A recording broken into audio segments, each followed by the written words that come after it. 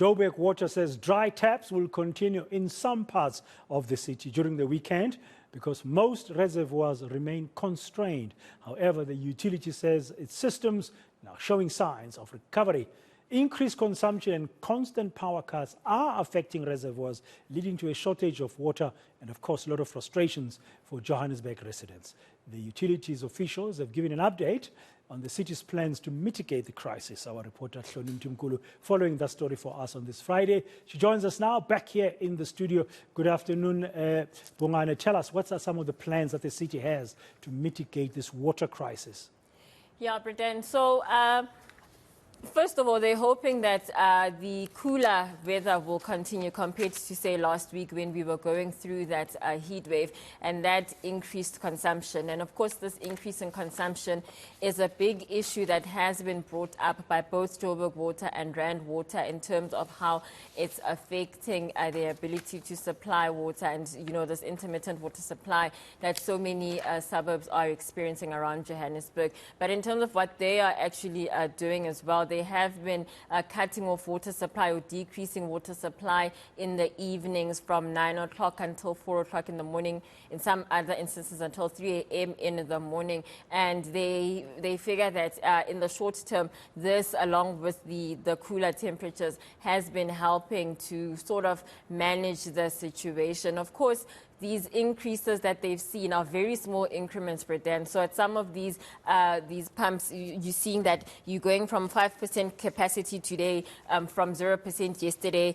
Brixton today was at 46% versus 40%. So you are seeing a change, but it's a very small change. But they are encouraged by this because I guess in the previous weeks there hasn't been a change at all, or maybe things have gone in the opposite direction. So longer term, they are planning to, or there are plans and there are talks around the recommissioning of the Mayor's Hill reservoir, which is in the south, or supplies the south of Johannesburg, as well as designing a sump retention system that they hope will act as a buffer, especially for tough times. But in terms of whether these increments that they were talking about today, and I have to add that even though there were some increases today, some actually did decrease as well. So it's a bit of, I think, both ways that this is going. But in terms of how long this will last, they hope for longer, but they can't say for sure whether it will be 2 weeks, 3 weeks, a longer term until there is normality that is restored to the situation. Let's hear from Johannesburg Water. If your reservoir levels from the bulk supplier are at those levels, then the system is considered to be normal. Everybody is getting water without disruptions. When are we going to get those levels? We are currently sitting at 36%. And we were at 33% yesterday overall. So some systems recover quicker, some recover slower. But if the weather continues the way it is, and we have the first summer rains, we can rest assured the situation will normalize. Because the main issue is when you have a heat wave, then high consumption happens, which affects the system to recover.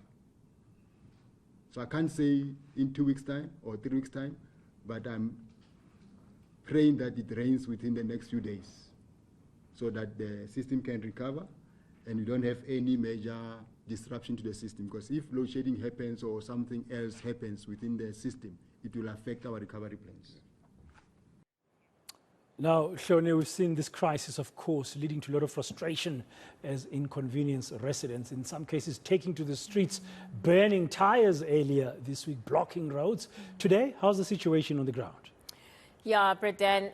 So, you know, they talk about these small changes. So the COO was talking about yesterday they were at 33%, today they're at 36%, and they're actually looking to get to a 60% rate to ensure that there's normal water flow. But on the ground, this 3% increase between yesterday and today means little to residents because they still don't have water coming out of their taps. And, you know, they've heard the explanations, they've read the memos that have come out, the, you know, the releases and the explanations about what is actually happening, but they don't have water. And you know, as the COO says, he can't say whether 2 weeks, 3 weeks, or, you know, when things will get better until they get to that 60% mark. And that's the thing with the residents as well, that there's no water. And ultimately, that is what is frustrating them, that nothing has changed.